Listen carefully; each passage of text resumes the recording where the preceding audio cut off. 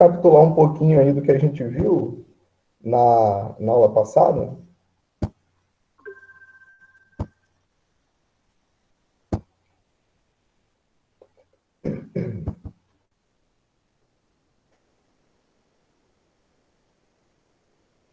Então, na aula passada, a gente definiu o conceito de onda, né? E a gente aprendeu que existem basicamente dois tipos de onda. Quando eu me refiro à forma de propagação, existem as ondas transversais e as ondas longitudinais, né?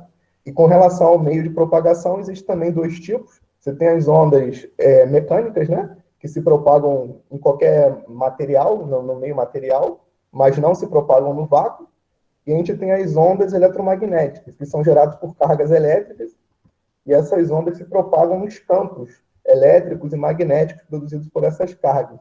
Então, essas ondas eletromagnéticas, elas podem se propagar tanto em meios materiais como no vácuo, né? E daí a gente estudou algumas propriedades das ondas transversais, mais especificamente. Então, a gente viu que aqui um vale, uma crista, amplitude, discutiu bem aqui essa questão do período e da frequência e da velocidade de propagação de uma onda, né? A gente sabe que num meio material, uma onda mecânica, ela se propaga com a velocidade constante, né? Toda onda se propaga com a velocidade constante, certo? E aí essa velocidade é dado por uma fórmula, aqui, por uma regra, que é bem importante aí no contexto do estudo das ondas, né? A equação fundamental das ondas. Então, a velocidade de propagação de uma onda é o comprimento de onda, esse lambda aqui, né? A distância que separa duas cristas, por exemplo, vezes a frequência das oscilações que produzem essa onda. Então, essa aqui é a equação fundamental de ondas, das ondas, foi a parte matemática da aula passada, foi o que a gente viu mais matemático aí da aula passada. A gente não pode também deixar de lembrar dessas observações aqui, né? Que a velocidade de propagação da onda só depende do meio material, né? Do meio onde a onda está se propagando, tá? Então, se você muda a frequência, você vai mudar o comprimento de onda de modo que a velocidade de propagação não mude. Ela se mantém sempre igual, tá? Então, isso foi o que a gente viu na aula passada. Também a gente falou aqui de velocidade de propagação da onda numa corda. E aí, para a aula de hoje, ficou faltando a gente definir essa questão da função, né, que representa uma onda. Tá? Então, para discutir isso, de início, eu vou abrir aqui o meu complemento, que eu fiz à mão ainda há pouco, para isso ficar um pouco mais claro de ser entendido. Então é o seguinte, ó, eu espero que vocês estejam vendo bem aí, né? É o seguinte, vamos supor que você tem uma onda transversal. Então aqui eu tenho na minha figura, nesse desenho que eu fiz à mão aqui, um período de uma onda, né? Um comprimento de onda. Tem aqui uma crista, tem uma outra crista passando por um vale. Então essa distância que separa as duas cristas é um lambda, né? Um comprimento de onda. E aí, se eu estou num instante de tempo fixo, essa função, né, essa figura que a gente está vendo aqui no nosso slide aí, né, na nossa tela, representa um perfil de uma onda. A gente chama de perfil de uma onda uma foto que você tira da onda, né? Que a onda ela se propaga, ela se desloca. Então aqui eu tenho uma onda que vai estar se propagando na horizontal, né? Digamos que essa onda esteja se deslocando para a direita. Então quando eu tiro a foto dessa onda, num certo instante t0, eu tenho ali o perfil da onda, né, representado naquela figura, nessa figura. E a gente pode representar essa onda matematicamente por uma função, né? Uma função, né? Aqui eu tenho a ordenada, né? Essa coordenada x aqui a gente chama de ordenada. Então a ordenada é dada em função da abscissa, né? Que é o x. E aí uma vez que eu tenho essa regra que relaciona essas duas coordenadas, eu tenho o perfil daquela onda muito bem definido naquele instante de tempo fixo ali onde eu fotografei aquela onda, tá? Mas a gente sabe que a onda não é um objeto fixo, não é um objeto estático. É um objeto que se desloca, né, que se locomove, tá? Então a gente vai ver de que maneira que a gente pode representar matematicamente a onda não parada, igual está aí, mas se deslocando ao longo do eixo Y, ao longo do eixo X, né, na direção horizontal, tá? Então é o seguinte, Nesse instante de tempo fixo aqui, o perfil da onda fica muito bem definido por uma função de uma única variável, né? Que é a variável x.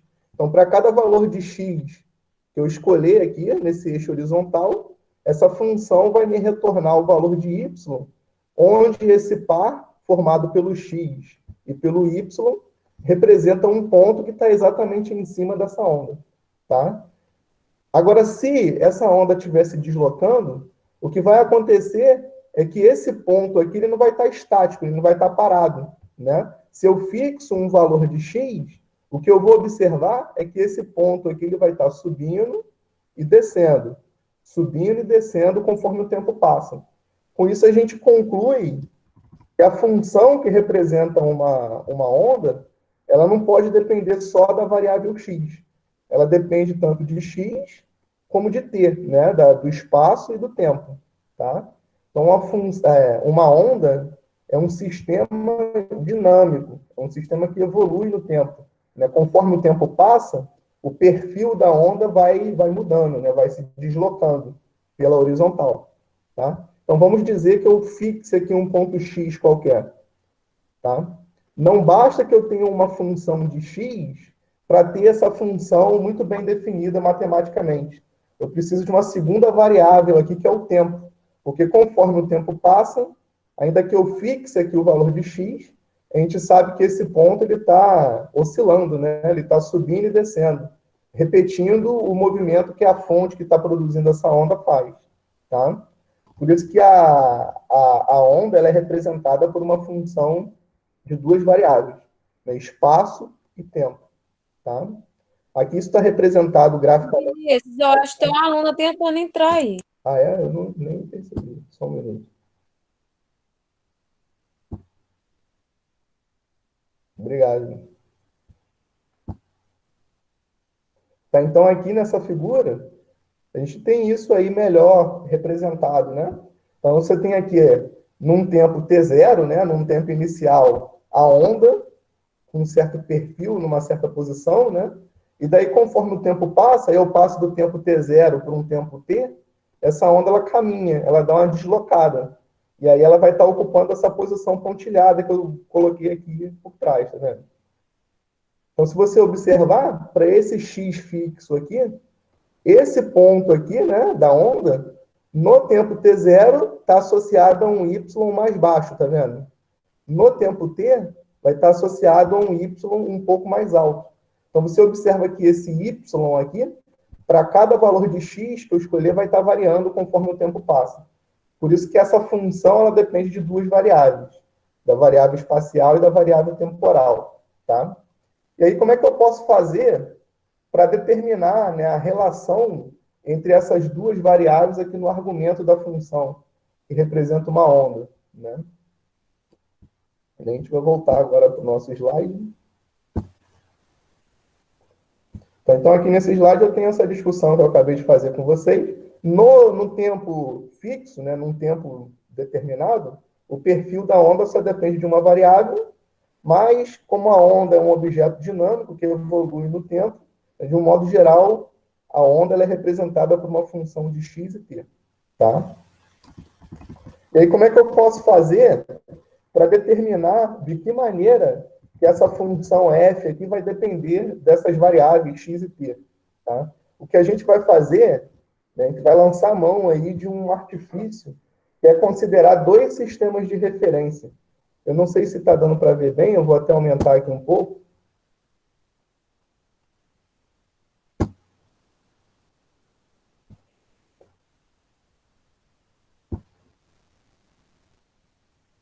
Vou botar para ficar.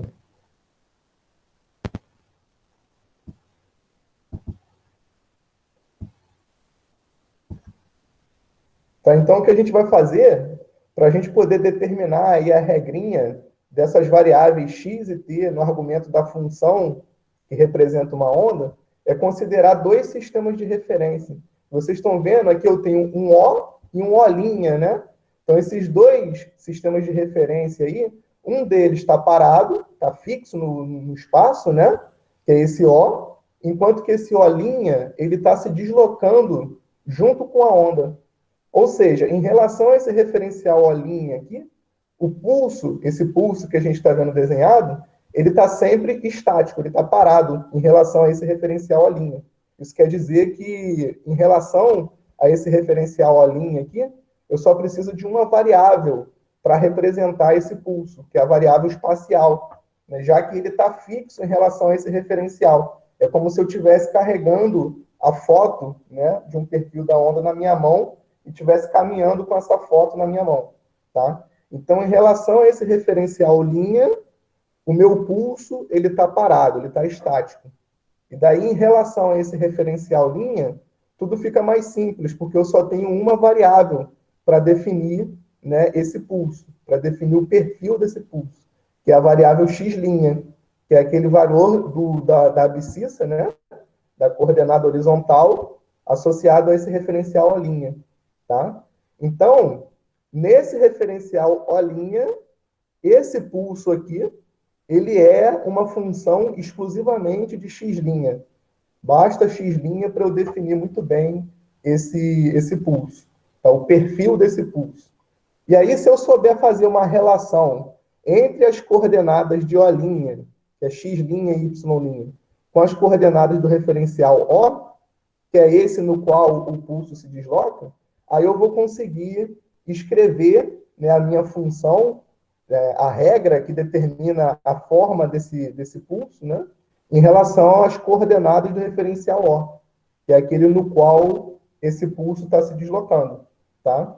Então, em relação a O, a função depende de x e depende de t, porque em relação a O, esse pulso aqui ele está caminhando, ele está andando, tá? Agora, em relação a O', o pulso ele está fixo, ele está parado.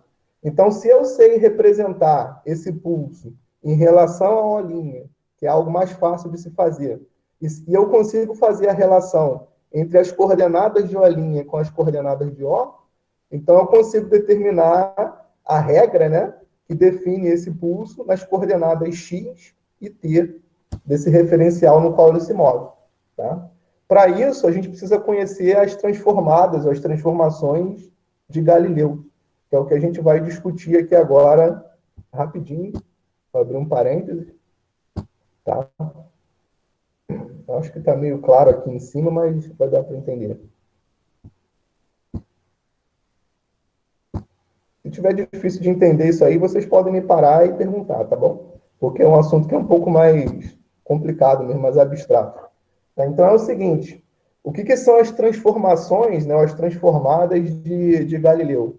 São regras, né, que a gente usa para relacionar as coordenadas de dois referenciais que se movem, né, um se move em relação ao outro, tá? Então esses dois referenciais eu desenhei aqui em separado, tá vendo? Então aqui em cima eu tenho um referencial S, sem linha, que é equivalente àquele O que a gente viu na figura anterior. E a gente tem aqui um referencial S', que é equivalente ao O', que a gente viu lá no slide anterior, tá? No instante de tempo t0, quando eu ligo o meu cronômetro, esses dois sistemas de coordenadas, eles são coincidentes. Eu coloquei eles separados aqui para ficar mais fácil da gente entender. Mas eu poderia ter desenhado eles em cima de um mesmo eixo, né? Porque eles são coincidentes no tempo zero, tá? E aí, conforme o tempo passa, esse referencial S' aqui, ele vai andando para a direita, ele vai se deslocando em relação ao referencial S, tá? Então, aquela coincidência que havia ali no início, entre os valores das coordenadas, essa coincidência ela vai acabando, né? Ela vai mudando conforme o tempo passa, tá? Vamos supor que no tempo t0, como esses dois sistemas de coordenadas eles são coincidentes, significa que o valor de x em um é exatamente igual ao valor do x no outro, né? Aqui no S', o 1, ó, aqui no S', o 1 está batendo exatamente em cima do 1 no referencial S. Ó, o 2 está batendo em cima do 2. O 3 está batendo em cima do 3. Qualquer valor que eu escolher de x' vai ser exatamente igual ao valor do x lá no outro referencial. Mas esse referencial S' aqui, ele está andando. Então, conforme o tempo passa, tá, essas coincidências aí entre o x' e o x, vai acabando, vai mudando, né? Então, vamos supor que esse referencial S' está andando em relação ao referencial S com uma velocidade de 2 metros por segundo, tá bom? Então, no tempo de 1 segundo, o que a gente tem? Ó, a gente tem que o 1 do referencial S' agora vai estar batendo no 3 do referencial sem'. Ó, o 2 vai estar batendo no 4. O 3 vai estar batendo no 5. Porque nesse intervalo de tempo de 1 segundo, ele andou quanto para frente? 2 metros, né? Porque essa é a velocidade que o S' tem em relação ao referencial S. Ó, 2 metros por segundo. Tá? Então, no intervalo de tempo de 0 a 1 segundo, ele andou 2 metros para frente. Tá? Então, o 1 do S' vai estar batendo agora no 3 do S. E assim sucessivamente. Tá? Então, o que a gente observa é essa regrinha aqui, ó, no tempo de 1 segundo, né? O x' igual a 0 vai estar correspondendo ao x igual a 2, tá? O x' igual a 1 vai estar correspondendo ao x igual a 3, e assim sucessivamente. E aí a gente observa aqui uma lei de formação da relação entre esses dois números. Ó. O valor do x na variável sem linha, aqui no caso é 2, né? É o valor do x na variável linha, que nesse exemplo aqui é 0, mais a velocidade vezes o instante de tempo que eu estou. Tá? Então, a velocidade é 2. O instante de tempo que eu estou é 1. Né? Então, 2 é 0 mais 2 vezes 1. Então, se eu olhar para o próximo caso, dá no mesmo. Ó. A regra se repete. Então, se eu tenho x' igual a 1, isso está correspondendo ao valor de x igual a 3. Então, se você olhar, 3 é 1 mais 2 vezes 1. Tá vendo? Então, de um modo geral, o que a gente está percebendo é que está acontecendo essa regrinha aqui, ó. A coordenada naquele referencial que não se move, que é o sem', é a coordenada correspondente no referencial que se move, mais a velocidade vezes o tempo. Tá? Então, essa regra aqui, a gente chama isso de transformada de Galileu, ou transformação de Galileu, entre as coordenadas de dois referenciais, de dois sistemas de referenciais. Tá? Do mesmo jeito que eu escrevo x igual a x' mais v vezes t, eu posso pegar esse v vezes t aqui e passar para o outro lado, né? Subtraindo. E daí eu vou ter isso que está aqui embaixo. Tá? Eu destaquei aqui porque é o que interessa para a gente. O x' são as coordenadas daquele referencial que se move, é x menos v vezes t. Tá? Obedecendo essa regrinha que a gente viu para esse caso muito particular do exemplo que eu dei aqui. Tá? Então, essas são as transformadas ou transformações de Galileu. Tá bom? Com relação ao que acontece na vertical, a gente vai ter sempre que o linha, né? A coordenada vertical no referencial linha é igual à coordenada vertical no referencial sem linha. Porque o movimento relativo que está acontecendo aqui é ao longo de x, da horizontal. Não tem nenhum movimento vertical para eu poder comparar esses dois referenciais. Tá? Então, o valor 1 vai estar sempre batendo no valor 1. O valor 2 vai estar sempre batendo no valor 2. Quando eu olho para a coordenada vertical.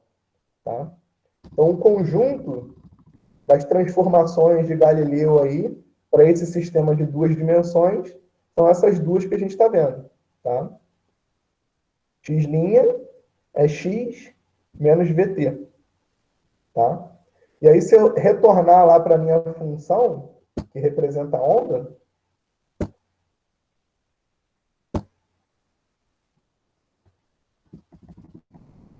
eu já posso dar uma diminuída, né?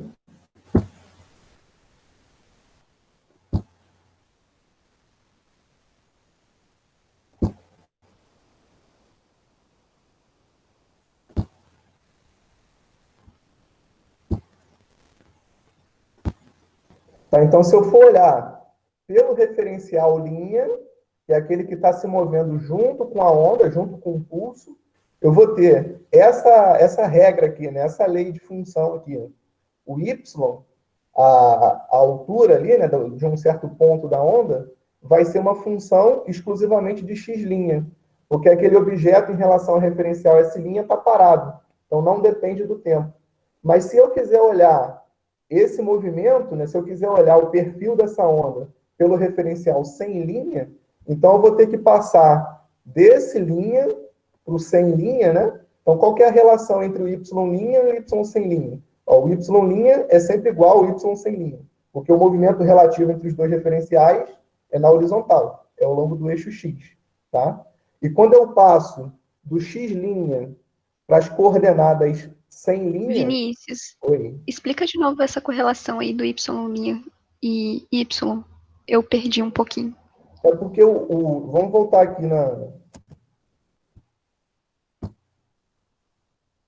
nessa figura aqui, tá? Ó, o que está acontecendo? Esse referencial S', que é o O' ali naquela outra figura que eu mostrei no início, está andando em relação ao S ao longo da horizontal, ao longo de X, tá? Em relação à vertical, não existe movimento relativo entre esses dois referenciais. Então, na vertical, você não tem nenhuma diferença conforme o tempo passa entre os valores de y' e os valores correspondentes de y, tá bom? Então, no início eles não são coincidentes, na vertical eles vão ser sempre coincidentes. Então, se aqui eu tenho um valor 1, uma altura 1, no y', essa altura 1 está associada à altura 1, no instante de tempo t0, ao referencial S', tá? Do referencial S' e referencial S. Se eu tenho 1 aqui, esse 1 corresponde a 1 aqui também. E aí, conforme o tempo passa, a gente vê que na horizontal, os valores que são iguais no início, eles vão diferindo, né? Mas na vertical, não, eles vão ser sempre iguais. Porque o movimento que está acontecendo aqui é ao longo do eixo X, é na horizontal, tá? Então, lá naquela minha expressão matemática que eu tenho lá da função, quando eu passo do referencial S' para o referencial sem linha, eu tenho que trocar esse y' pelo correspondente, né, no outro sistema de coordenadas, que é o y sem linha. E aí, para o y, é tudo muito simples. Como eles são sempre iguais, eu simplesmente tiro a linha daqui. Né? O y' é exatamente igual ao y sempre. Tá? Agora, o x', esse x', ele depende tanto de x, no referencial novo, né? No referencial sem linha, como também depende do t, do instante de tempo t. Tá? Então, quando eu passo do referencial linha para o referencial sem linha, a mudança que ocorre é aqui da equação 18, tá vendo? Dessa expressão 18 para essa expressão 19. Aonde tem linha, eu troco pelo correspondente. Então, o y' corresponde ao y, tá? E o x', de acordo com tudo isso que a gente discutiu aí anteriormente, vai estar correspondendo a x menos vt, tá? Então, uma onda que se propaga ao longo de uma linha reta para a direita vai ser sempre dado de acordo com uma função, né, que prende as variáveis x e t por essa regra que a gente está vendo aqui, tá? A dependência da função é sempre em x menos vt. Toda vez que eu tenho uma onda, a variável espacial e a variável temporal aparecem no argumento da função que representa essa onda, obedecendo essa regrinha aqui, x menos vt, que é o que a gente vai ver logo mais ali para o caso da onda harmônica, tá bom? Então, isso que a gente está vendo na equação aqui 19 é a forma matemática mais geral de uma onda que se propaga no sentido positivo do eixo x. Com esse sinal de menos aqui, a onda está se propagando no sentido positivo do eixo x. Tá ok? Espero que isso tenha sido claro para vocês aí, né? Então, o que a gente está fazendo é determinar a forma funcional, né? Como é que eu represento matematicamente por uma função uma onda que se propaga na horizontal para a direita, tá? Em relação a esse referencial que está parado e a onda está andando em relação a ele. Essa é a regra que a gente vai sempre estar usando. Tá? Então, como eu estou dizendo, para esse exemplo que eu dei, com um sinal de menos aqui no meio, a onda está se deslocando para a direita. Ela está indo no sentido positivo do eixo X. Vocês já sabem, já aprenderam que se eu tenho um movimento que é no sentido oposto ao que está orientado, né, como positivo, então se eu tenho o eixo X apontando para a direita, o movimento que acontece para a esquerda, no sentido oposto, a velocidade tem um sinal de menos, né? A velocidade é negativa. Tá? Então, se eu coloco essa velocidade negativa, com um sinal de menos que tem aqui na frente, vira mais, né? Então, essa expressão que está aqui embaixo, essa função 20 aqui, está representando uma onda que está se propagando no sentido oposto ao orientado como positivo para o eixo X. Tá? Então, com o sinal de menos, a onda está indo no sentido positivo. Com o sinal de mais, a onda está vindo no sentido oposto, está vindo para a esquerda, está vindo, no caso, para a esquerda, né? Bem? E aí o que a gente pode fazer, e a gente vai discutir isso com mais calma logo mais, é uma superposição dessas ondas. Tá? Então vamos supor que eu tenho uma corda esticada. E aí essa corda, né, ela tem lá uma extremidade fixa num certo ponto, e aí eu começo a oscilar a outra extremidade. Então essa onda ela vai estar se propagando. Então quando essa onda que está se propagando chega naquele ponto fixo, ela reflete e retorna, né? E aí depois de um certo tempo, eu vou ter tanto ondas indo como voltando por essa corda. E aí eu vou ter uma superposição. A superposição é representada por essa soma que a gente está vendo aqui. Então, eu tenho uma função f que representa ondas indo no sentido positivo do eixo x. E eu tenho uma função g que representa ondas refletidas voltando. Tá? Essas ondas, ao se encontrarem, né, elas sofrem uma superposição. E a consequência dessa superposição é a produção de uma onda, que, como a gente vai ver logo mais, pode ser uma onda estacionária. Tá?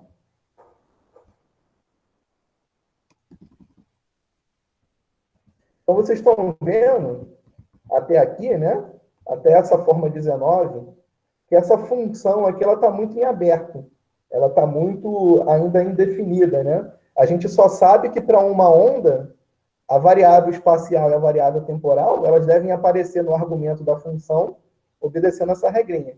X menos VT, se a onda vai no sentido positivo, ou X mais VT, se a onda vem no sentido negativo, né? No sentido oposto.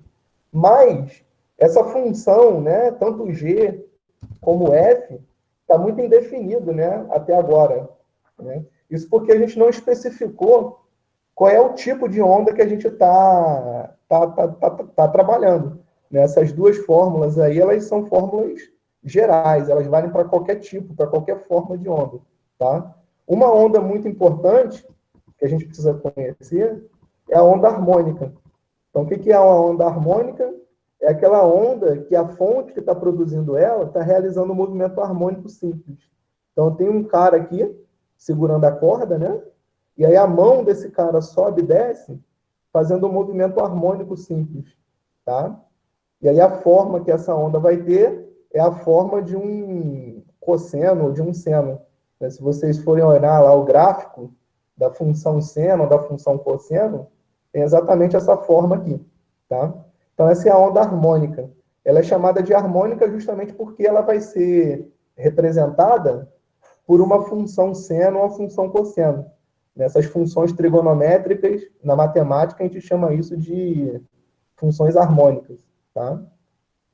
Então, quando eu especifico o tipo de onda que eu estou fazendo, aqui no caso eu estou falando da onda harmônica, né? Eu consigo definir a forma, né, dessa função f aqui. Tá? Vai ser um cosseno ou um seno.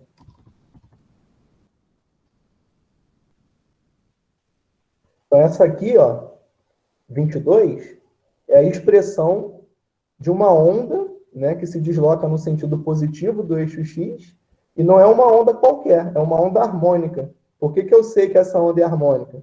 Porque agora eu deixei muito claro que a minha função f lá é uma função cosseno, tá vendo? É um cosseno de um argumento aqui, que depende de x e t, obedecendo essa regrinha que a gente acabou de aprender aí, que toda onda tem que obedecer. É x menos vt, que aparece aqui no argumento do cosseno. Tá? Só que se vocês observarem bem, o que eu estou fazendo? Eu estou pegando esse x menos vt e estou multiplicando por uma constante, que é essa constante k. Né? Por que eu preciso fazer isso? E como eu tenho uma função trigonométrica, eu tenho um cosseno, o argumento de uma função trigonométrica tem que ser um ângulo, né? E um ângulo, a gente sabe que é uma quantidade adimensional, não tem dimensão física. Não é um comprimento, não é um tempo, não é uma massa. Tá? Ângulo não tem nenhuma dimensão física. Mas esse argumentozinho aqui, né? X menos VT, isso tem dimensão de comprimento. Tá? Então, para eu poder colocar o x menos VT dentro de um cosseno, ou dentro de um seno, ou de qualquer função trigonométrica, eu preciso multiplicar por uma constante, né, cuja dimensão, multiplicada pela dimensão dessa parte aqui entre parênteses, deu uma coisa sem dimensão nenhuma. Tá? Então, se isso aqui que está dentro do parênteses tem dimensão de comprimento, significa que esse K tem que ter dimensão de inverso de comprimento. E aí, quando eu multiplico os dois, inverso de comprimento vezes comprimento, dá uma coisa adimensional, sem dimensão nenhuma. Tá? Então, a função desse K é fazer isso. É tornar a dimensão do argumento do cosseno aqui adequada matematicamente. Tá? Então, se eu tenho aqui dentro algo que tem dimensão de comprimento, essa constante ela precisa ter uma dimensão que é de inverso de comprimento. Por isso que ela entra aí na minha expressão. Eu não posso escrever simplesmente cosseno de x menos vt.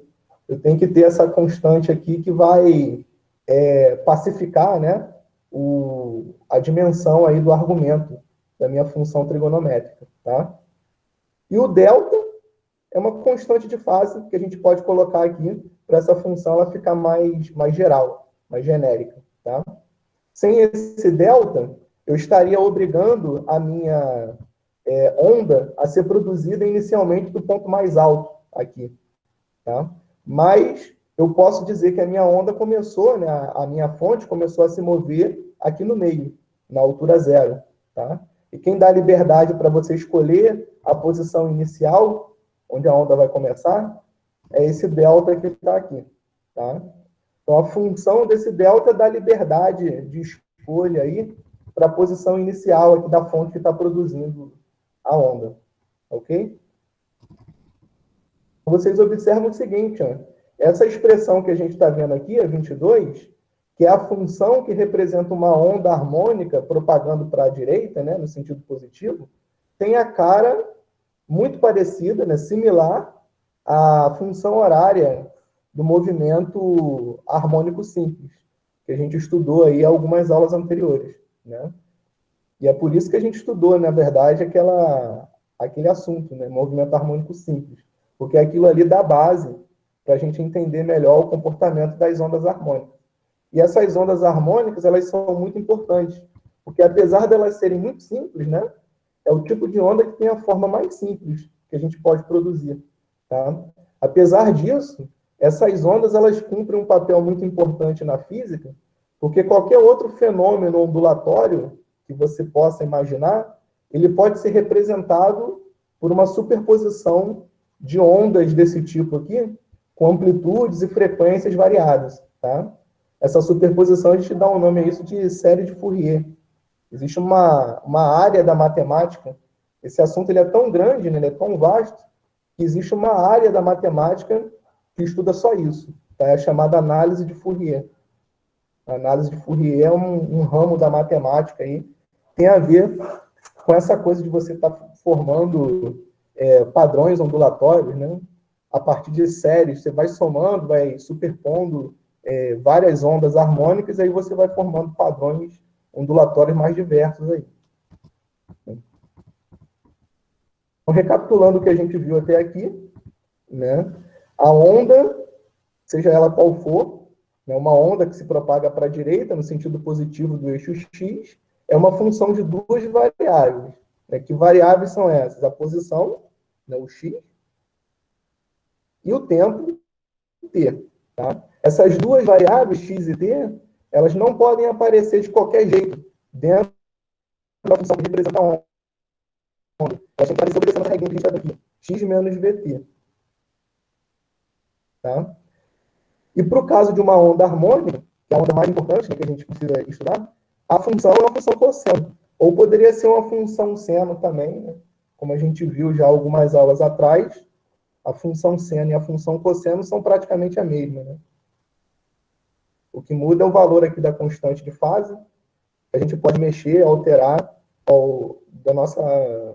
de acordo com a nossa vontade. Tá? E aí é o seguinte, continuando, né, a manipulação matemática aí, se eu pegar esse K e jogar ele para dentro do parênteses, o que vai acontecer? O K vai multiplicar o X, né? E o K ele vai multiplicar também esse DT, que está aqui. Né? E aí, então, da equação 22, dessa forma 22 aqui, eu passo para a forma 23, né? Que é uma maneira já um pouco mais convencional de se escrever uma função de uma onda harmônica. Tá? Só que a gente ainda pode melhorar aí um pouco, que é o seguinte, ó, esse KB que está aqui, multiplicando a variável t, que é o tempo, se a gente for lembrar lá do movimento harmônico simples, a função horária do movimento harmônico simples, qual que é a letra, né? Ou qual que é a grandeza física que a gente multiplica o t? Vou até voltar lá.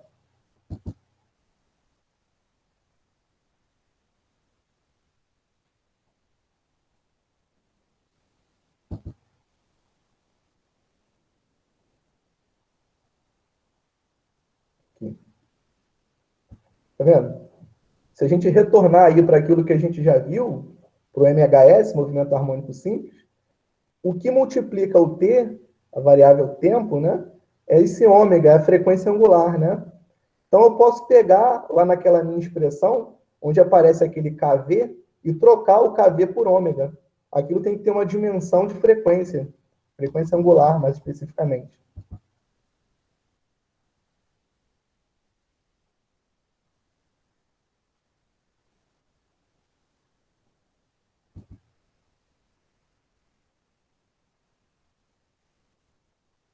Tá? Então, esse kV aqui, isso aqui, se você quiser fazer, e é até instrutivo fazer isso, né? Isso tem dimensão de frequência, inverso de tempo. Depois vocês podem fazer com calma aí. Ó, esse K, como a gente já acabou de discutir, a dimensão física dele é inverso de comprimento, né? A velocidade, como vocês já sabem, é comprimento sobre tempo, tá? Então, se eu pegar a dimensão da velocidade e multiplicar pela dimensão dessa constante K, o que vai sobrar é inverso de tempo. Tá? Inverso de tempo é justamente a frequência, né? Então, esse kV aqui, isso tem dimensão de inverso de tempo, a gente pode pegar esse kV e chamar ele de ômega, frequência, tá? E aí essa expressão 23 vai ser reescrita dessa forma 25 que está aqui embaixo. Lembrando que onde tem kV, eu troquei por ômega, frequência angular, tá bom? E aí com isso, essa expressão 25 aqui, a gente tem a forma mais geral de uma onda do tipo harmônica, tá? Você tem a variável espacial aqui no meio, você tem a variável temporal aqui, e você tem a constante de fase, tá? Então, se a gente olhar para essa expressão, que representa uma onda, e olhar para aquela expressão que representa lá o movimento harmônico simples, que a gente viu ainda há pouco, né? São praticamente a mesma, né? A diferença é que aquele movimento harmônico simples, ele fica oscilando, subindo e descendo num único lugar, num único ponto. Aqui não, isso aqui é uma onda, é um objeto que se espalha por todo o espaço. Então você precisa de uma variável aí que representa, né, essa distribuição espacial que a onda pode ter. Então é essa variável x que está aqui. Tá? Então você tem uma função onde você tem uma parte adimensional associada à posição, ao x, né? Você tem uma parte adimensional associada ao tempo e você tem uma constante de fase, tá?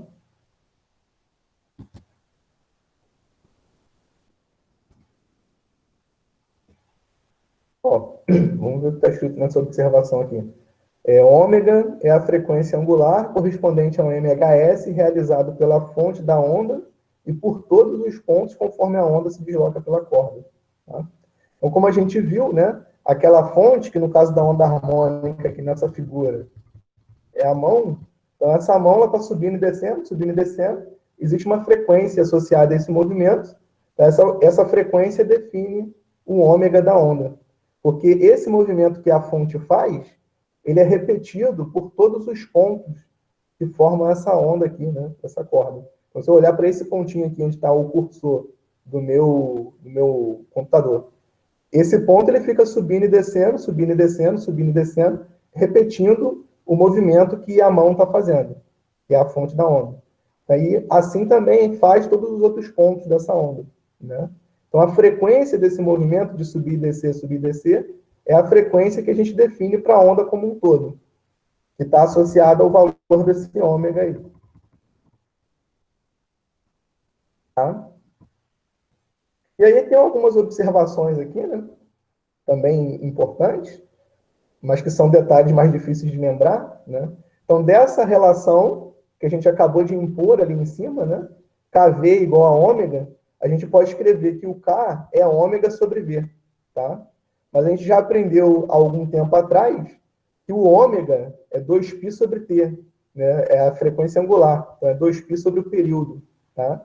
E a velocidade, por sua vez, a gente também viu na aula passada que é ômega, aliás, ômega não, lambda sobre T, né? Sobre o período.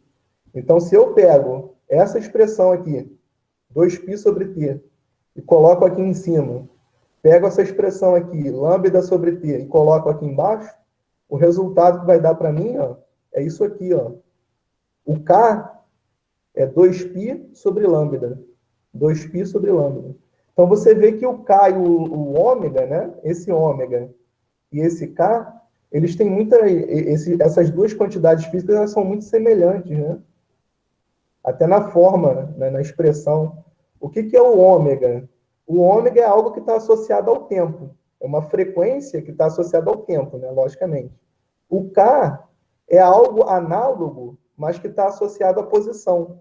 Então, é o inverso de comprimento. Da mesma forma que esse ômega é o inverso de tempo, esse K aqui, como ele está associado à posição, a medidas de comprimento, ele vai ser o inverso do comprimento de onda.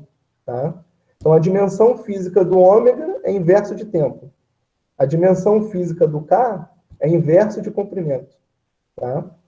E aí, esse K ele tem um nome, é chamado número de onda. Na verdade, é número de onda angular, né? Mais precisamente. Mas a gente fala número de onda, para simplificar. Tá? Então, esse K vai ser sempre 2π sobre lambda, onde lambda é o comprimento de onda aí da onda que está se propagando. Bom?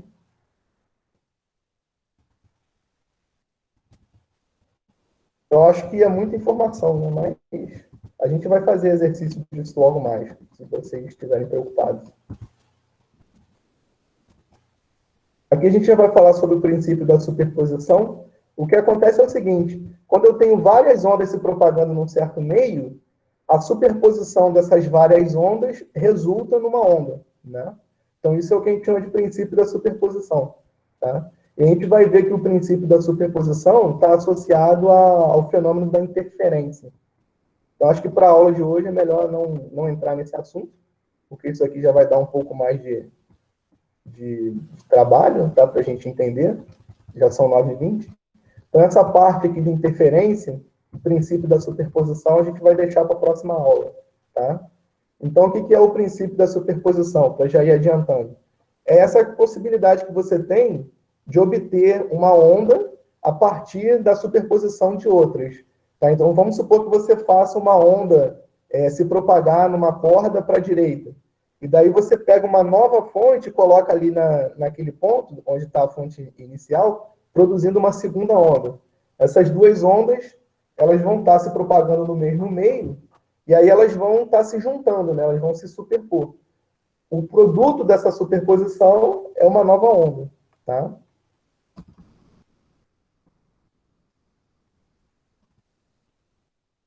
Isso aqui é melhor deixar para a próxima aula. isso aí. Espero que vocês tenham entendido alguma coisa, né? Dessa questão da função que representa uma onda harmônica, tá? Essa é a regra geral, essa aqui, né? 25.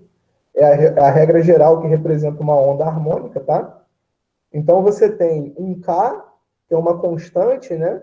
Chamada número de onda, ou número de onda angular, que está associado à variável espacial. E você tem um ômega, que também é uma constante, que é chamado de frequência angular, está associado ao tempo. Tá? Então, o número de onda está associado à posição e a frequência está associado ao tempo.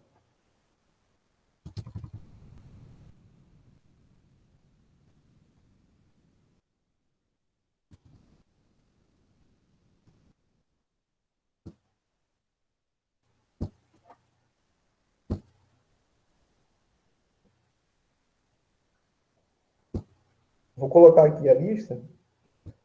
Se vocês tiverem alguma dúvida aí, pode falar, tá? Estou aqui à disposição para tirar dúvida. A sobreposição é válida para ondas eletromagnéticas também? Sim, com certeza. Acontece com as ondas eletromagnéticas também. Qualquer onda ela pode fazer superposição, tá? A gente vai ver logo mais que as ondas eletromagnéticas, a frequência está associada à luz, tá? Então, por exemplo, se você tem uma frequência muito bem definida de onda eletromagnética na frequência correspondente ao vermelho, e aí você pega uma outra onda verde, por exemplo, e superpõe, né, você vai ter uma onda que não é monocromática, né, não tem uma cor definida. Aí, se você juntar todas as frequências que correspondem a todas as cores que existem, né, o resultado é a luz branca, porque a luz branca é a superposição de todas as frequências, né? Então, você tem as ondas monocromáticas, que têm cores bem definidas, e você tem a onda policromática, que é a luz branca, que é aquela que se obtém quando você faz a superposição de todas as frequências das radiações eletromagnéticas. Tá? A gente vai ver isso também no último assunto sobre ondas que a gente vai tratar. Tá? Para quem achou esse assunto da aula de hoje assim, meio maçante, meio matemático demais, é o assunto mais matemático que a gente vai ver, tá? Daí para frente as coisas são mais físicas, né? Então são discussões mais interessantes de serem feitas, assim, porque não tem tanta matemática. Na espectroscopia utiliza-se muitas ondas emitidas pelos átomos como códigos individuais. A espectroscopia você pode fazer por luz, né? De acordo com a luz emitida, você sabe qual é a frequência do fóton, né? E aí você consegue determinar de que nível de que nível atômico para outro que aquela partícula excitou, né? Vamos supor que você tem lá um átomo qualquer, e aí você quer saber qual foi a variação de energia que teve, né, na passagem de um nível atômico para outro. Pela luz emitida, você consegue determinar isso. Né? A espectroscopia usa bastante mesmo. É um assunto interessante até, né?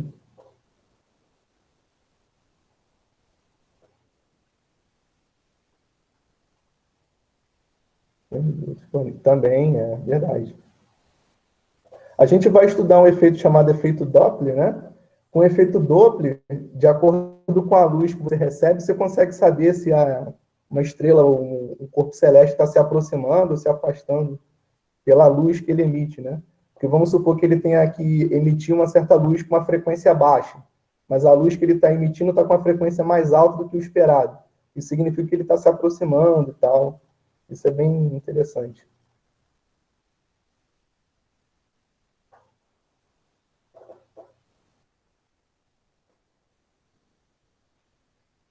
Composição das estrelas, que você diz? Mas aí você está falando Composição de de atmosfera, não é atmosfera. estrela, né? Não, tô falando de atmosfera ainda. É descobrir composição de atmosfera. Pela luz? Sim, pela luz. Aí eu não sei do que você está falando, não entendo. Eu vou achar aqui alguma coisa que explique muito melhor do que eu, porque eu não entendo muito de astronomia. Tá bom, manda para mim para eu ver. Beleza? A gente ainda vai fazer. Boa noite para vocês, né? A gente ainda vai fazer exercícios, tá? Então, esse assunto aí, se ficou meio chato, assim, de entender e de aceitar, na hora que a gente for discutir os exercícios, vai ficar mais fácil de entender, tá? A próxima sexta, então, tem aula?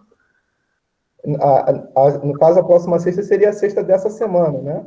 É. Então, na terça-feira a gente decide se vai ter ou não. Mas, em princípio, A terça, no caso, a próxima aula nossa, então, é na terça, né? na terça, é. Tá, ok. Tá bom? Boa noite, valeu, até terça.